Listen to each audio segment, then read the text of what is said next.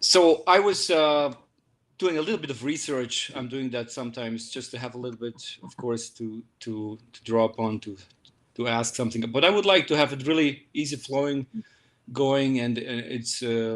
Thanks so much for taking some minutes to chat. Sure. Um, I'm very interested to hear it firsthand from what you've experienced in your life in music, and it's. I found out that you wanted to play the trumpet first, and then it went a little different. Yeah. Yeah. You know, I guess, coming up, excuse me, and having my dad and mom play jazz music around my house, Hmm. um, trumpet sounded cool. I mean, with Miles You Davis, Dizzy you Gillespie. you heard it from the speakers from your parents, the trumpet coming out there. Yeah, sure. I mean, Hmm. you know, um, they had they played music all the time, Hmm. and um, I kind of gravitated to that. But then the drums took over. I don't know. I mean, when I went to school, they wanted to give me a tuba. Not bad either. Yeah. No, no, I, I didn't want to do that. Um, and I had been exposed to the drums, and I had an affinity for the drums. So, but when I went to school, you had to have 2 years experience to Hmm. be in the band. Hmm. And I lied and told them that I had 2 years experience. So I got into the band. I don't know. So Beautiful. Yeah. And you took that trumpet a little bit later. no, No, was no. But I got an opportunity to play with great trumpet players. no doubt about that. Yeah. you know, Yeah. um, Hmm. and in doing that and getting that opportunity to play with great trumpet players, um, the drums and trumpet have like a nice affinity going on. I mean, like Hmm. in jazz history, there have been many pairings of drums and trumpet Hmm. that were legendary. So I got an opportunity to play with great trumpet players, and it worked. And you said right. You started playing, I guess, professionally gigs on the drums while being a teenager. Must be around that time. Yeah, yeah, yeah.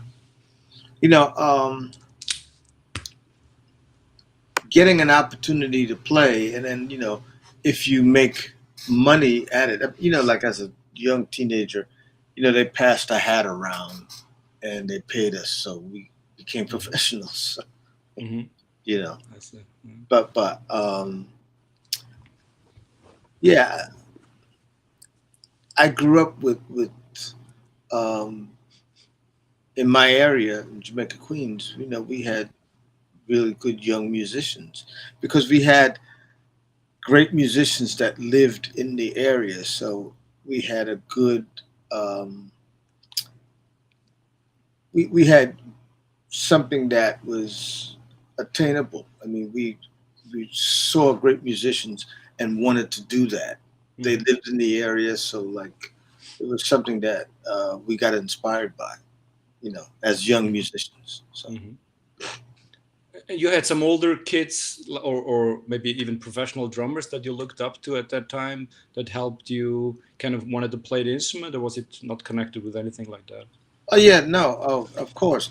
I mean, there were uh, professional drummers that were not known professional drummers, but they had worked with people that I had seen, and my family was affiliated with certain musicians that were kind of local, and so I got an opportunity to see live musicians all the time.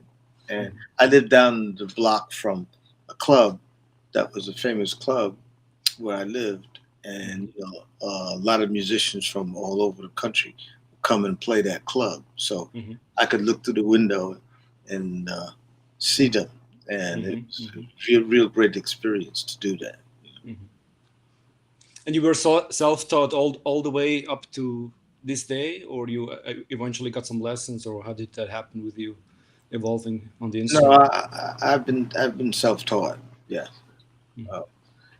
Uh, I've had I've sat with you know drummers, and they've taught me some things, but I basically have been self-taught. Yeah. Hmm. And an interesting thing to me, I hope you would like to talk a little bit about that too, is that you're left-handed. You're playing, Yeah. Well, I or was I was left-handed, and mhm. then when I went to school, they switched me around and tried to make me right-handed. But I do things both both left and right. I But mean, I I write right-handed. uh-huh, uh-huh. I eat left-handed. I mean, it's a little weird, but But playing the drums was always no, but I see. I don't play totally left-handed. I play a right-handed setup, but I right. just ride with my left hand. I love that. Billy Cobham and Carter Buford, you know, Hmm. we do the same thing. Yeah. And can you tell us a bit? Maybe it's just a theory of mine, but I have the feeling that because the hi hat is on the left side, and you're playing with the left hand, everything is so close together there. And obviously, you're a great drummer, but maybe that helps a little bit too for that drive, or something is going on there when Well, you no, play with. it's just that you don't cross over Hmm. when you're right-handed and you play the ride with Hmm. this hand. You Yeah. play the Right. ride with your right hand, but when you play the hi hat, you have to cross over and play like this. Hmm. I don't have to do that. I mean, Hmm. but what's somewhat unique and challenging with that is that when you go into record, Hmm. 99% of the time, the ride cymbal is on the right hand side and it's Hmm. opposite the hi hat. Hmm. So when you listen to the music, there's a separation. Hmm. But when you have the ride on the left hand side with the hi hat, it's some weirdness in terms of recording it. I see. Never thought about that. Yeah. Yeah, Interesting. yeah. Hmm. But I've managed to get around it. Hmm. So you can instruct the guys before you record, or even help with all Yeah, those. I mean, like you can. I mean, that's why I started producing records Hmm. because uh, I wasn't able to hear the separation enough, and Hmm. so when I started producing records, I said, okay, this is how I'd like to separate it and put it. Hmm. So, Hmm. and it worked out. Yes. Hmm. One thing that I really love about your when I see you playing or when I hear you play is it's always about creating, about you have great imagination. And I wondered if that is and from what I've seen, the humor as well, is that something that you always had, and has maybe something to do with that you didn't learn from books and everything is kind of stiff in the beginning. Do you have a theory about that? All of those All of things. those. Okay, No, but that's see, kind of a long Simon, question. I learned how to create music before I learned how to play it. Maybe it's that. Yeah. Hmm. That might be. Um, you know, on Bitches Brew, which is my first record, Hmm. Miles Davis said, think of this as a big pot of stew, and I want you to be salt. Hmm. What musical knowledge am I going to call upon to sound like salt? Right. So I had to create. Hmm. I'm playing with Nicholas Payton this week at the Blue Note, Right. and we had a rehearsal yesterday, and he didn't give me any music. He said, this should sound like, or you know how you played, and that's how I got to render the music. You know, Hmm. Hmm. um, so there is something to the effect that learning how to create an environment, learning how to create um, pictures musically, Hmm. it's a different perception, different concept. It's not that you're actually reading drum nomenclature, Right. but the composer has asked you to uh, give me this kind of a feel, or this is what I was thinking about, and I approach it from that perspective. And I was an art major in school, so like basically Hmm. what I'm trying to do now is paint with musical notes. Hmm. So That's it. Yeah. Yeah. I'm not sure if you recall that gig. It's on YouTube too, where you guys, well, I should say you play the drums, Stanley Clark, Chick Corea, and Joe Henderson. You guys played that tune, and you went. One of my favorite drum solos there. You're playing, and you went. You're going off to the bushes, the late 8 or 4 bars, and come back. That's you know, sometimes I think when you play intense hmm. and heavy music, sometimes it's kind of okay to make it light. And I played some pretty intense and dense heavy music, whether it was with Chick, with Miles, uh, whoever. Hmm. And I like to relate to uh, people when I do that. There's a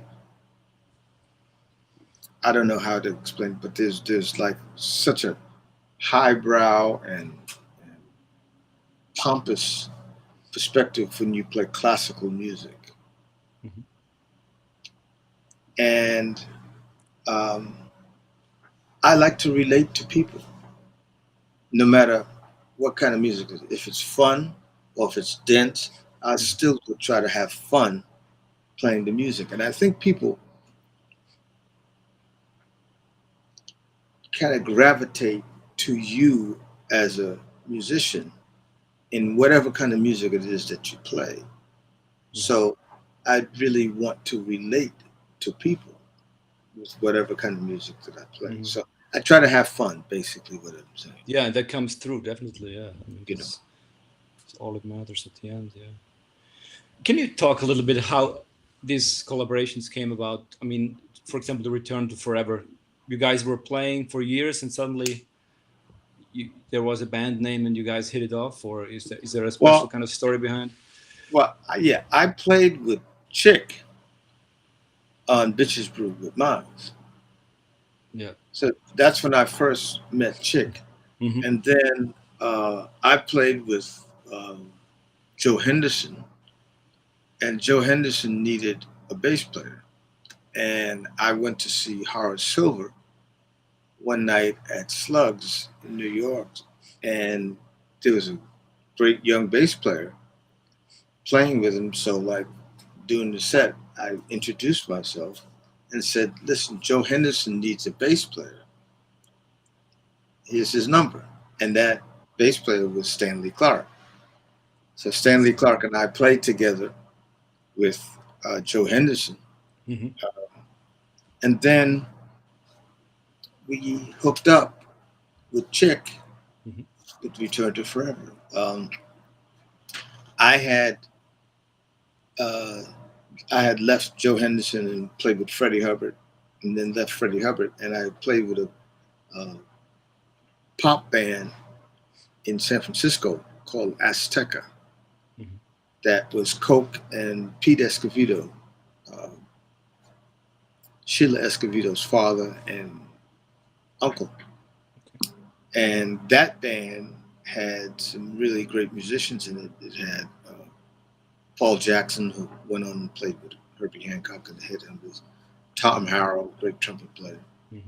uh, Neil Sean, and um, I was out in San Francisco, Okay. and I got a call from Chick.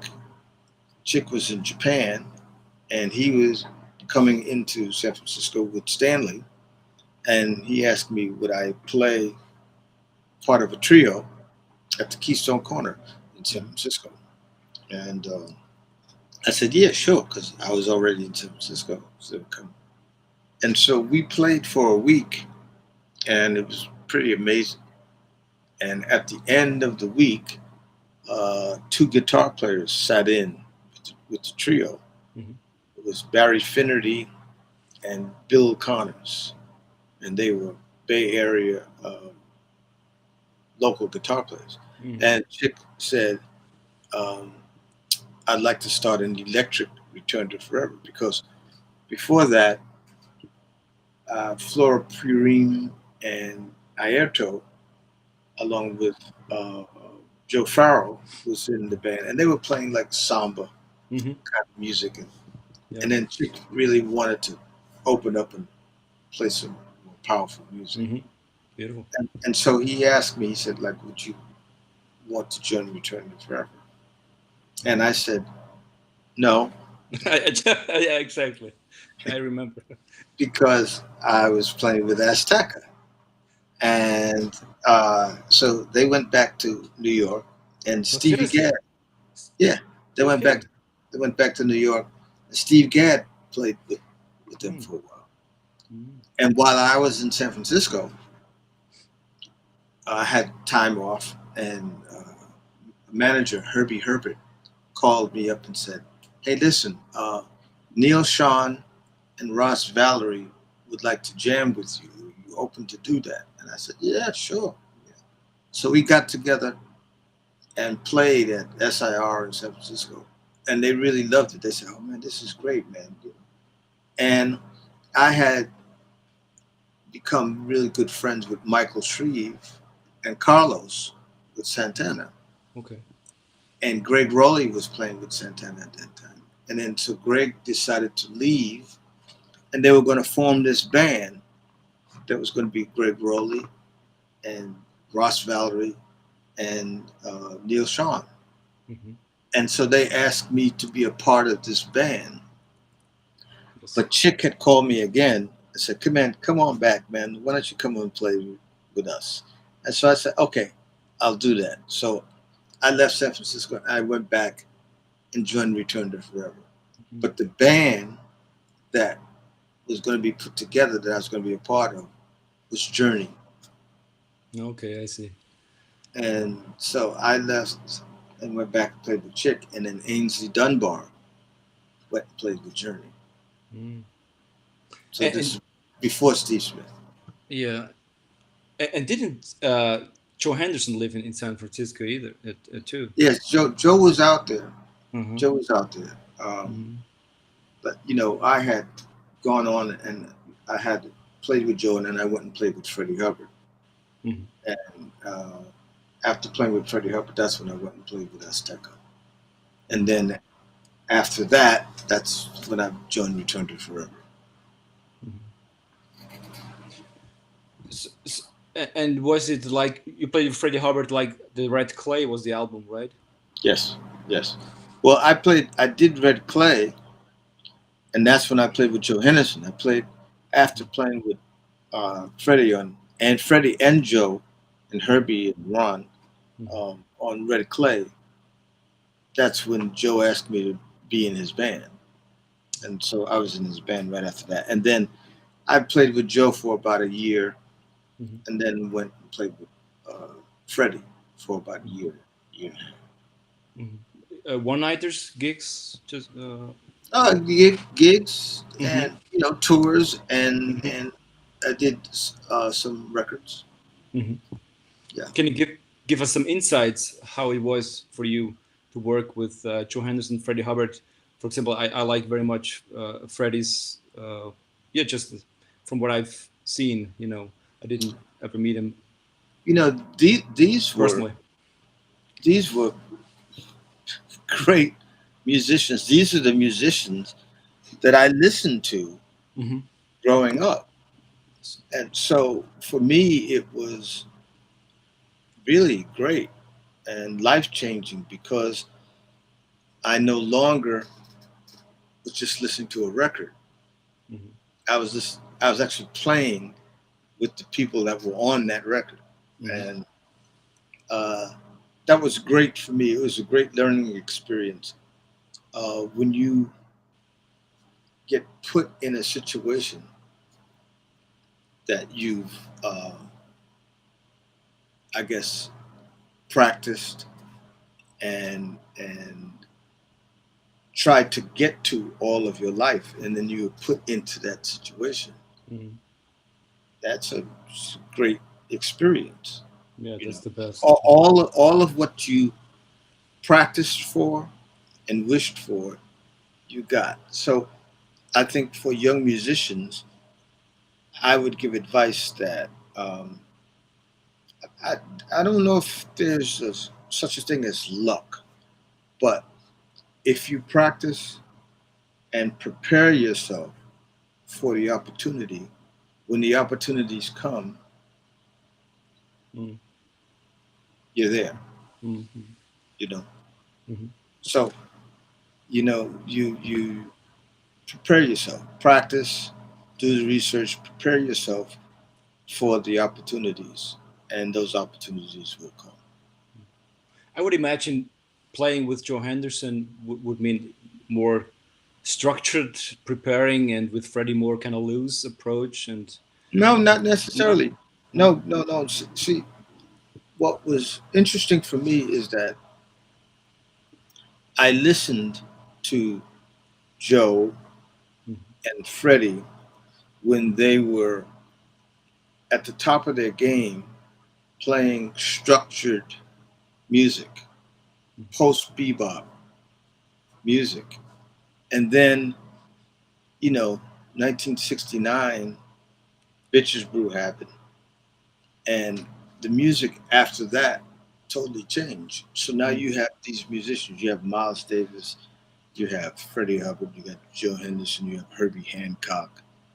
Uh, these musicians, Chick Corea, had played quote unquote jazz music all their lives. Now they're deciding to play jazz music in a different perspective, opening up the chord structures, Mhm. now playing different kind of beats that were more contemporary.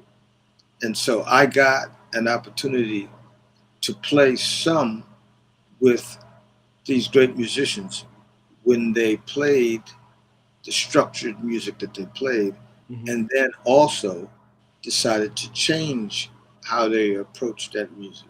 So Mhm. it was kind of great for me because I got the best of both worlds. Mhm. And did you ever teach a little bit aside I'm teaching between now. these? Teaching now. Mhm. Yeah, I teach at NYU Mhm. and at the New School too. And this is drums specifically, students, Now, or music. music creation? Hopefully. Thank you. Yeah. Yeah, beautiful. See, drums. Um, it's a great translator. Rhythm is how music is really perceived. For so many years, I think that there was the perspective that melody was king, Hmm. but you can't play melody without rhythm. Hmm. And contemporary music is really truly based on rhythm. I mean, if you think about the most popular music in the world today, which is hip hop, that's rhythm. So, uh,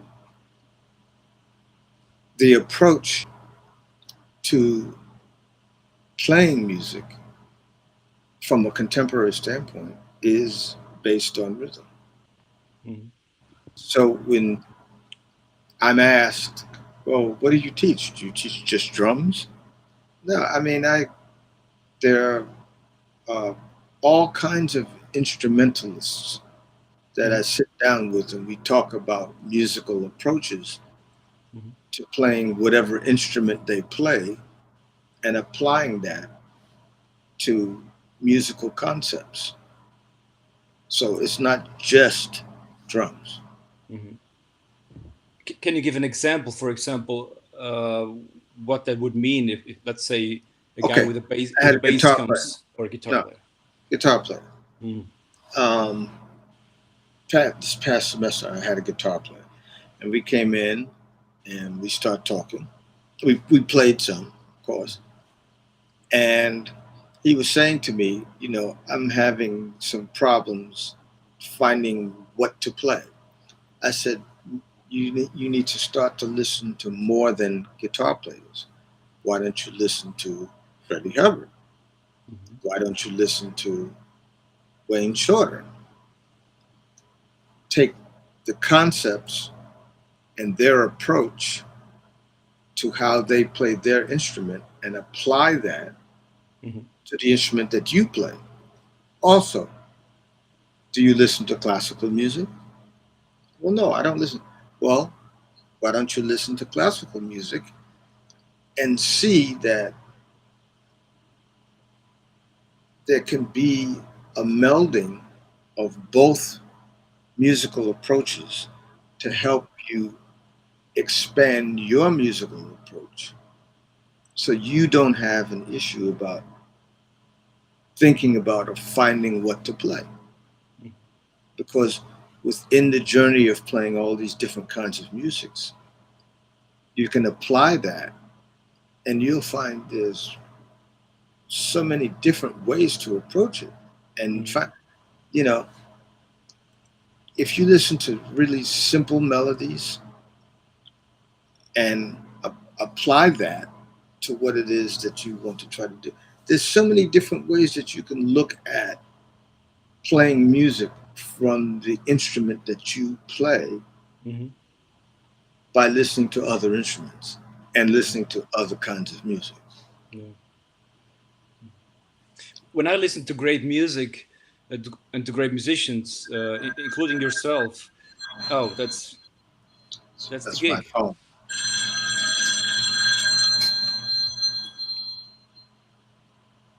I have to call you back.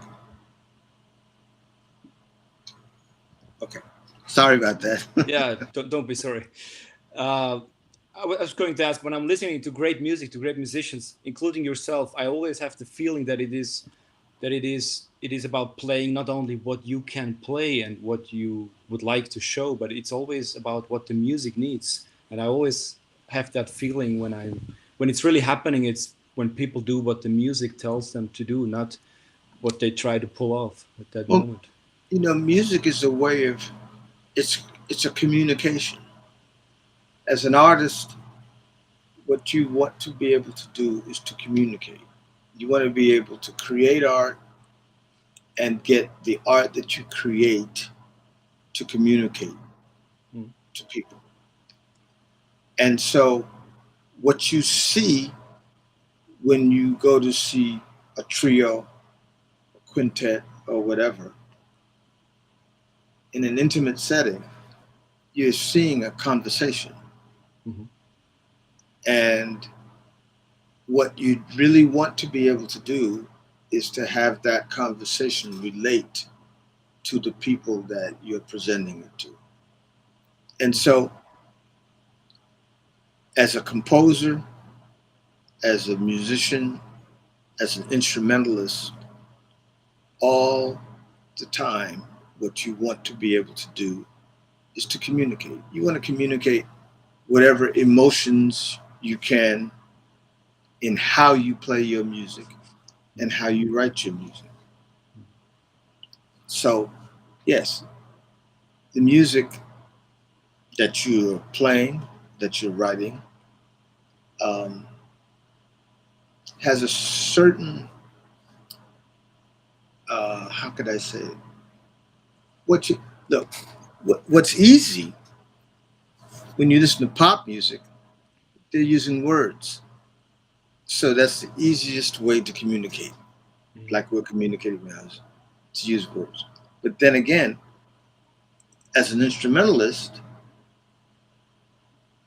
playing jazz music or whatever, classical music, we're not using words. Right. So we have to communicate by using notes Yeah. and stirring up emotions by the rhythms and the notes that you choose. Yeah. So, Otherwise, they're going to ask, unfortunately, do you have a band with a singer? If you can get it through, right? That's yeah, what yeah, happens. If exactly. if they're missing the link between the audience and the band, the usual guy needs a singer in between just to to get the words through. I Yeah. noticed a lot of times. Yeah. Hmm. Can I ask tonight the band, the lineup? What is that uh, at the Blue Oh, Note? it's What kind it's of guys? it's just a trio. Nicholas Payton, Yes. Buster Williams, Jesus. Yeah. and myself. Just a trio Yes. playing swing, No, we play everything. play everything. Yeah. Wow, I that's mean, interesting. Nicholas plays trumpet and Right. keyboards. Mm. It's very interesting. I'm We've sure it is. we've done Do, it before, but it's very, very interesting. do you know by any chance Jeff Silver Trust? No, no. Well, many years ago, he came with the trumpet, the hi hat, and the piano Really? on a very high level. He performed here at the festival at the lake, and it was I was blown away really. Wow. We're And he gonna gets. record next week. Mhm. We're gonna go into the studio and record next week. So So there will be a trio album of that yes, big group. yes. Hmm. Fantastic. Yeah. Yeah. Well, what can I say? Thank you so much. I was really thrilled that you said yes to a chat here and I'm to hear s- it. I'm thankful that I could you know, be here to do it. You know, Yeah, and it's, and I thank you so much, Simon. Thank you. it's really interesting. Thank you so much. Have a great gig tonight. Unfortunately, I'm not there, but it will be killing. I know that. Thank you. Thank you. Bye, Bye Lenny. bye.